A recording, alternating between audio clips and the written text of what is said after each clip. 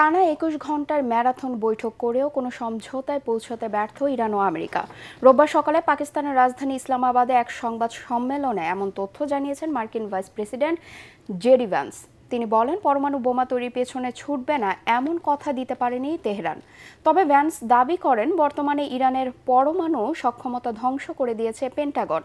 ওদিকে তেহরানের পররাষ্ট্র মন্ত্রণালয় বলছে, হরমুজ প্রণালী নিয়ে টানা দ্বিতীয় দিনেও আলোচনা চলবে।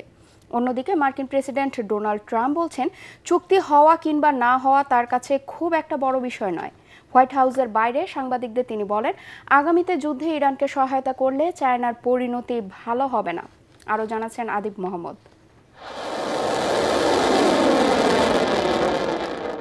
১৯৭৯ সালে ইরানে ইসলামী বিপ্লব সংঘটিত হয়। সেই থেকেই ইরান ও আমেরিকার শীর্ষ পর্যায়ে মুখ দেখাদেখি বন্ধ। আলোচনা তো দূরের কথা, প্রায় ৪৭ বছর পর মধ্যপ্রাচ্য যুদ্ধ সেই সুযোগ এনে দিল। নিরাপত্তার দুর্ভেদ্য প্রাচীর তৈরি করা পাকিস্তানের রাজধানী ইসলামাবাদে আমেরিকান ভাইস প্রেসিডেন্ট জেডি ভ্যান্সের সঙ্গে মুখোমুখি আলোচনা করলেন ইরানের পার্লামেন্ট স্পিকার মোহাম্মদ বাগের গালিবাফ। আর সেই বৈঠক চলেছে টানা ২১ ঘণ্টা ধরে। ম্যারাথন বৈঠক শেষে স্থানীয় সময় রোববার সকালে সংবাদ সম্মেলনে হাজির হন আমেরিকান প্রতিনিধি দলের প্রধান Vance.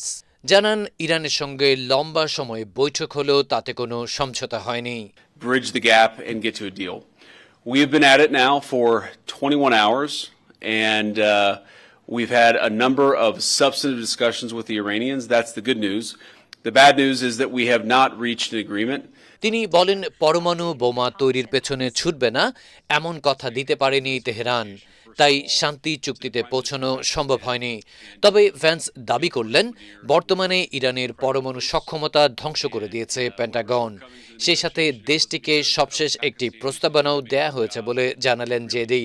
We need to see an affirmative commitment that they will not seek a nuclear weapon and they will not seek the tools that would enable them to quickly achieve a nuclear weapon. ওদিকে তেহরানের পররাষ্ট্র মন্ত্রণালয় বলছে, Hormuz প্রণালী নিয়ে টানা দ্বিতীয় দিনেও ইসলামাবাদে আলোচনা চলবে।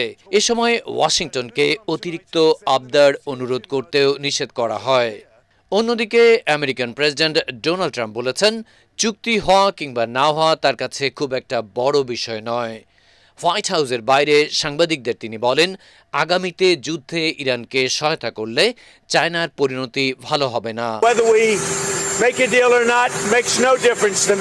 আমেরিকার গোয়েন্দা সংস্থা বলছে, ইরানে আকাশ প্রতিরক্ষা ব্যবস্থা সহ ব্যাপক সামরিক সরঞ্জাম পাঠাচ্ছে বেইজিং।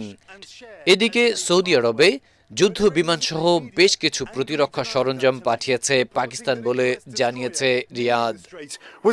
আদিব মোহাম্মদ, ATN বাংলা।